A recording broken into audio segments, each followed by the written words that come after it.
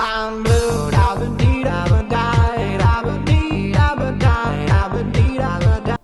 Bonjour à tous, aujourd'hui on se retrouve pour une nouvelle vidéo qui va porter sur la canicule et donc les fortes chaleurs. En premier lieu, il est important de comprendre comment les oiseaux s'autorégulent. Il faut savoir qu'ils plaquent leurs plumes pour que l'air ambiant ne puisse pas circuler entre leurs plumes et de cette manière-là, cela évite qu'ils se réchauffent encore plus qu'ils ne le sont déjà. Ils vont donc ouvrir légèrement les ailes pour que les veines sous alaires, qui sont situées sous la fine peau de l'intérieur des ailes, soient en contact avec l'air qui est de ce fait plus frais que leur température interne. Le sang des veines près de la peau va ainsi se rafraîchir, ce qui va leur donner une sensation de fraîcheur. Ils peuvent également parfois allaiter car leur langue est aussi très irriguée et elle peut ainsi se rafraîchir par contact avec l'air ambiant. Avec cette explication d'autorégulation, vous comprendrez donc qu'il est très important que les oiseaux aient toujours un plumage impeccable et bien étanche de manière à pouvoir supporter des variations de température qui peuvent être importantes. Il est donc important de ne jamais mouiller les oiseaux en cas de forte chaleur, car cela va entraîner des plumes collantes à leur corps et cela rendra impossible l'autorégulation. N'oubliez pas de changer l'eau 2 fois par jour, de manière à ce qu'ils aient toujours un bol d'eau fraîche à disposition pour se désaltérer. Si vous le pouvez, vous pouvez garder les volets fermés de manière à conserver la fraîcheur dans votre logement et vous pouvez également apposer des bouteilles d'eau gelée dans les volières ou dans les cages pour refroidir la température de la pièce. Vous pouvez également proposer des fruits ou légumes frais qui sont gorgés d'eau, la pastèque, le concombre ou encore le melon par exemple. Néanmoins, faites attention, étant donné que qui dit forte chaleur dit forcément macération rapide. De ce fait, les fientes vont macérer plus vite et les fruits et légumes vont tourner beaucoup plus rapidement, surtout s'ils sont situés en plein soleil.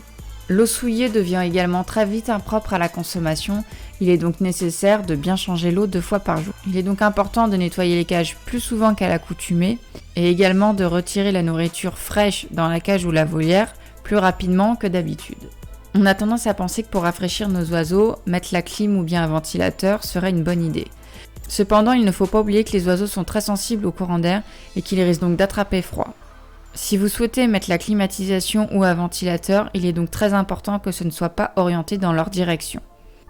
Si vous voyez que vos oiseaux ont trop chaud et qu'ils sont facilement manipulables, vous pouvez également mouiller leur zone sans plumes, soit les pattes et les becs, tout en veillant à ne pas mouiller leur endroit avec les plumes pour toujours leur permettre de s'autoréguler. Je vais également vous énumérer quelques points qui pourraient permettre de baisser la température dans votre pièce et ainsi rendre la vie de vos oiseaux plus agréable. Donc fermez au maximum en journée la fenêtre et les stores ou bien les volets de manière à ce que le soleil ne tape pas et qu'on puisse garder un maximum de fraîcheur. Il faut savoir que les couleurs claires vont repousser la chaleur alors que les couleurs sombres vont la retenir. En vous méfiant bien entendu des courants d'air et en veillant à ce que tout soit fermé lorsque vous ressortez vos oiseaux le lendemain, vous pouvez aussi ouvrir au maximum la nuit pour que l'air chaud s'évacue et que les murs puissent se refroidir. Il est également possible de tendre un linge humide sur les fenêtres et de les réasperger régulièrement, étant donné que l'évaporation est le meilleur facteur de fraîcheur naturelle. Si vous n'avez pas possibilité de tendre des draps ou des serviettes devant les fenêtres, vous pouvez également les tendre directement sur les cages, avec le même principe que pour les linges humides sur les fenêtres. Également possible d'utiliser un ventilateur tout en veillant bien à ce qu'il ne soit pas orienté vers les oiseaux. Ne soyez pas trop gourmand en mettant plusieurs, étant donné que les moteurs de ventilateur, comme tous les moteurs, vont dégager de la chaleur, mais ne pas créer de froid, ils vont seulement brasser l'air.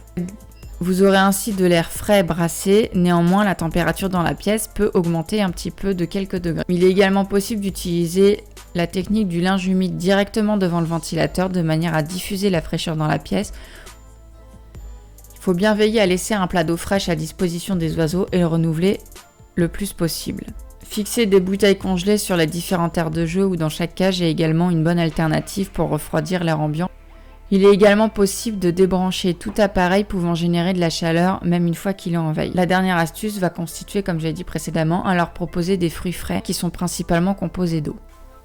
Mais il faut toujours veiller à ce que votre oiseau ne soit pas mouillé entre 9h, 10h et 17h, 18h environ pour qu'il puisse s'auto-réguler. Également, évitez toute activité qui pourrait énerver l'oiseau et notamment le pousser à voler, étant donné que voler va leur donner chaud mais également augmenter la température de la pièce. Vous pouvez par exemple leur proposer des activités de foraging. Je tiens à terminer cette vidéo en précisant 3 choses qui peuvent être très dangereuses avec les fortes chaleurs. Généralement, quand il y a des fortes chaleurs, on va être embêté par les mouches. On va donc avoir tendance à pendre un peu partout dans la maison du papier tue-mouche étant donné que les bonbonnes d'insecticides sont de moins en moins efficaces. Néanmoins, faites très attention à vos oiseaux car le papier tue-mouche est une vraie horreur si jamais ils se prennent dedans. Également, si toutes vos portes à l'intérieur de la maison et vos fenêtres sont ouvertes étant donné que vous avez sécurisé avec des moustiquaires, faites très attention au courant d'air qui pourrait entraîner une porte à l'intérieur de votre maison qui claque sur l'oiseau et ça pourrait lui être fatal. Si vous êtes amené à vous promener avec vos oiseaux, je rappelle qu'il est important de ne pas laisser votre oiseau dans la voiture, même si ce n'est seulement que 3 minutes. Si vous avez des questions ou bien d'autres astuces, n'hésitez pas à les dire en commentaire. N'oubliez pas de vous abonner et d'activer la cloche pour recevoir toute notification dès que je publie une nouvelle vidéo. À très vite pour une prochaine vidéo.